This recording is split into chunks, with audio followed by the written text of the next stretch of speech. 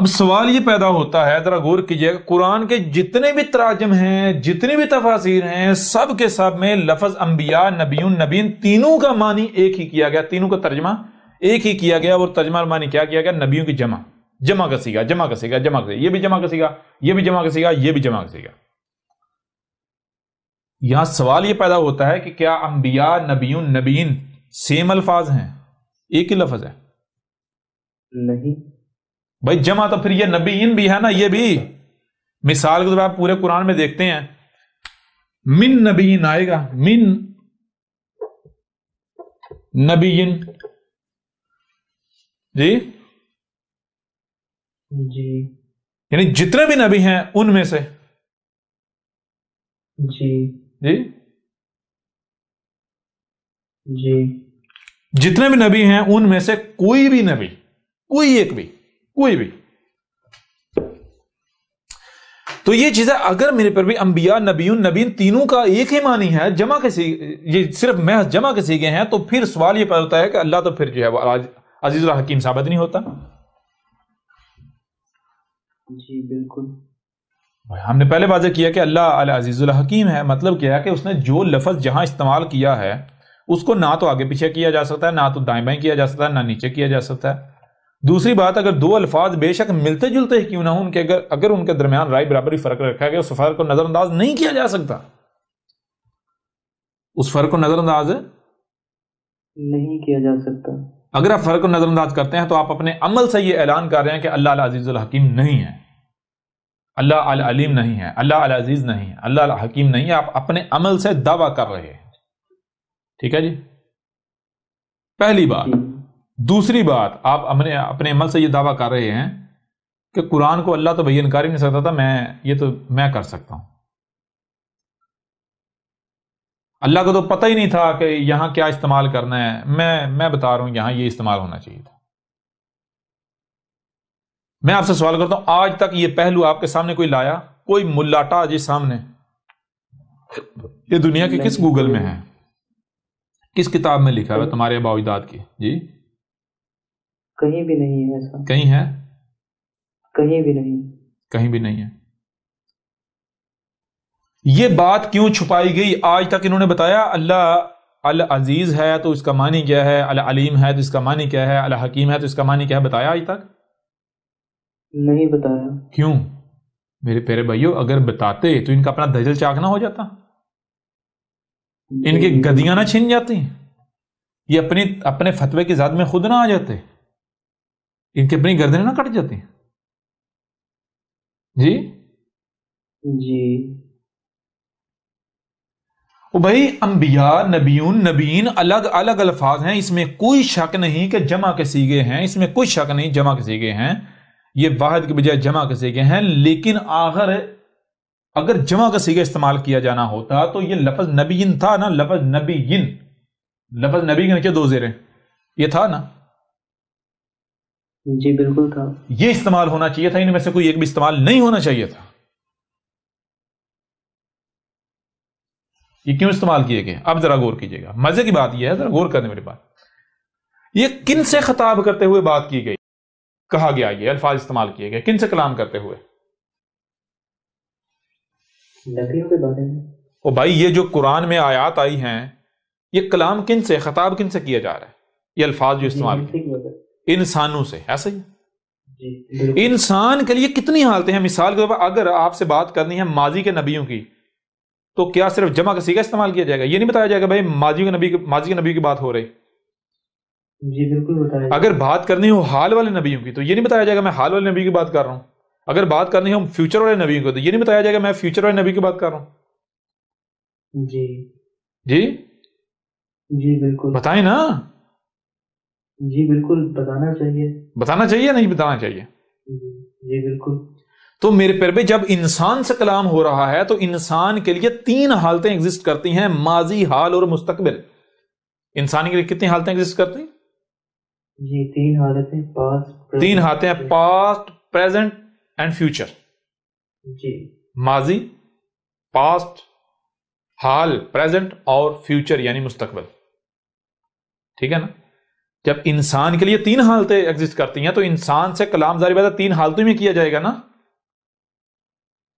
کیا آپ ایک حالت میں اپنا پورا مکمل میسج کنوے کر سکتے ہیں, پوری بات کر سکتے ہیں؟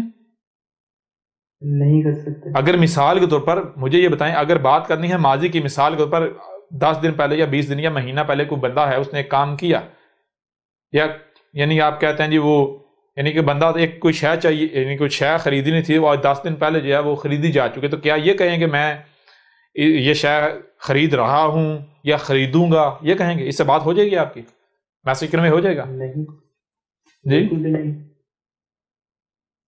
تو کیسے کی جائے گی؟ ظاہری بات ہے اگر بات حال کی ہے تو حال کا صیغہ استعمال کیا جائے گا, اگر ماضی کی ہے ماضی کا استعمال کیا جائے گا, اگر فیوچر کی ہے مستقبل کی مستقبل کا صیغہ استعمال کیا جائے گا. تو بالکل اسی طرح قرآن میں جہاں پر بھی ماضی کے نبیوں کا ذکر کیا گیا ہے, ماضی کے نبی, تو وہاں پر لفظ انبیاء استعمال کیا گیا. وہاں پر لفظ کیا استعمال کیا گیا؟ انبیاء. جہاں پر حال والے نبیوں کا ذکر کیا گیا, حال والے نبی, وہاں پر لفظ نبیون استعمال کیا گیا, لفظ نبیون استعمال کیا گیا. اور جہاں پر فیوچر میں آنے والے, بعد میں آنے والے نبیوں کا ذکر کیا تو وہاں پر لفظ نبیین استعمال کیا گیا. اب ہم ان کو جو گرامر ہے اس کی روح سے بھی آپ کے سامنے رکھتے ہیں. کیسے؟ جمع دیکھیں, جمع ماضی, جمع حال, جمع مستقبل.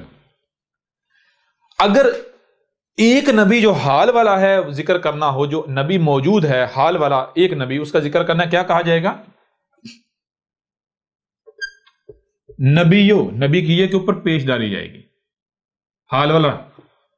اگر نبی, ایک نبی جو ماضی میں گزر چکا, ماضی کا ہو گیا, وہ کیا کیا جائے گا؟ لفظ نبی کے یہ کے اوپر زبر,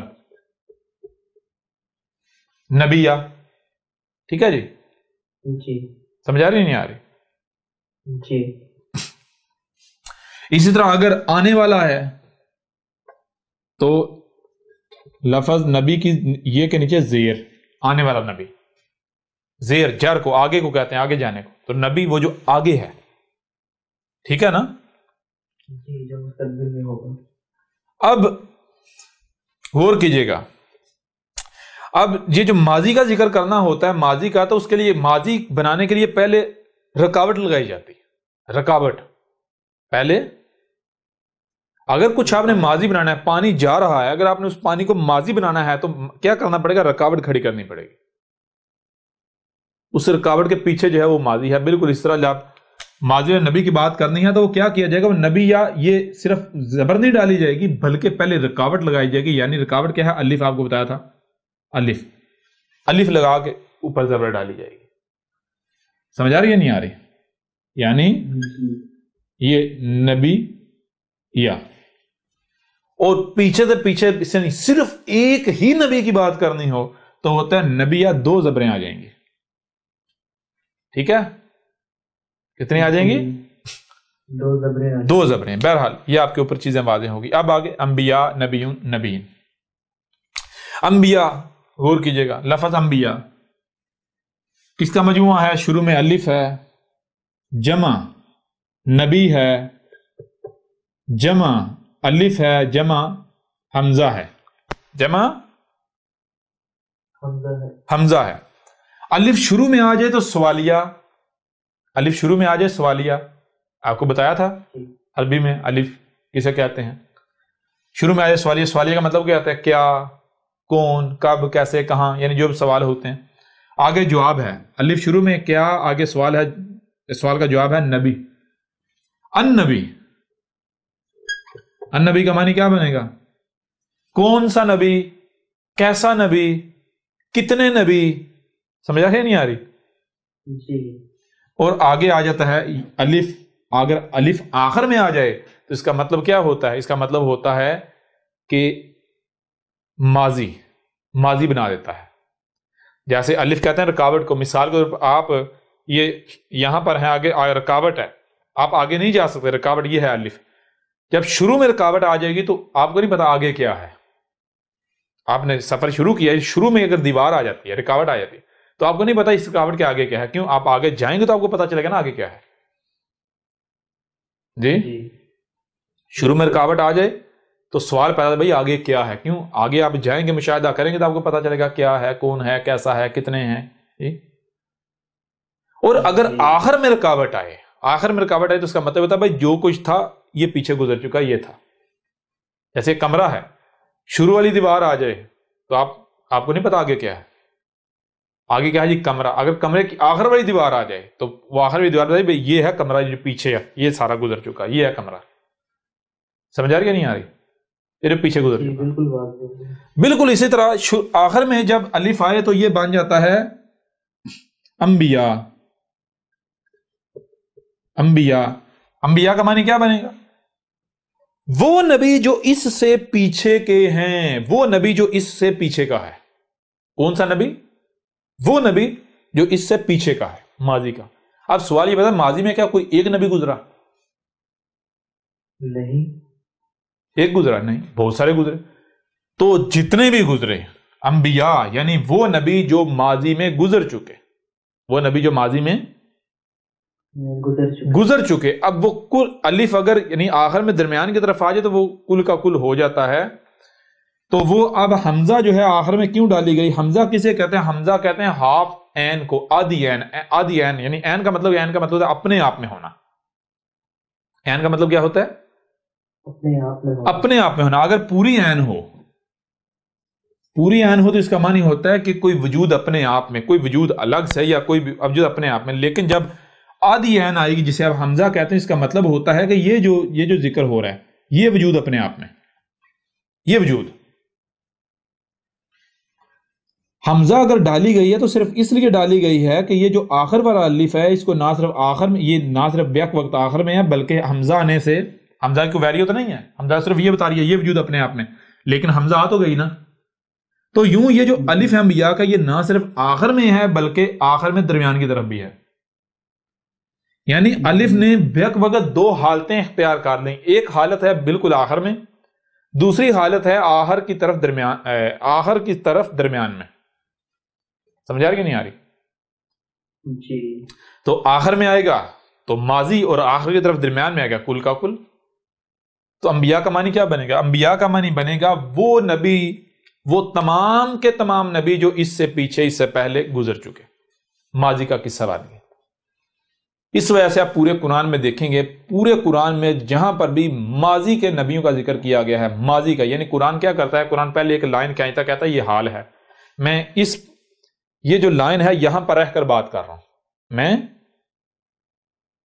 یعنی مثال کے طور پر قرآن بات کرتا ہے, مثال کو قرآن بات کرتا ہے جناب نوح کے وقت کی, لیکن قرآن کیا کہتا ہے کہ میں اس وقت یعنی پیچھے لے کر جاؤ, میں آج سے 3000 سال پہلے پیچھے کو حال بنا رہا ہوں, یہ سمجھو حال ہے. یہاں پر رہ کر میں ماضی کی بات کر رہا ہوں, یا یہاں پر رہ کر میں حال کی بات کر رہا ہوں. سمجھا رہی ہے نہیں؟ یعنی مطلب اس کا یہ نہیں کہ اس وقت کی بات ہو رہی ہے, یعنی ماضی. سمجھا رہے؟ ماضی کا جو وقت ہے اس کو حال ڈکلیئر کر کے تو بات کی جا رہی. ماضی کا جو وقت ہے یعنی جس جگہ کو حال ڈکلیئر کیا جائے گا اس کا پیچھے ماضی آگے فیوچر جو ہے وہ ہوگا.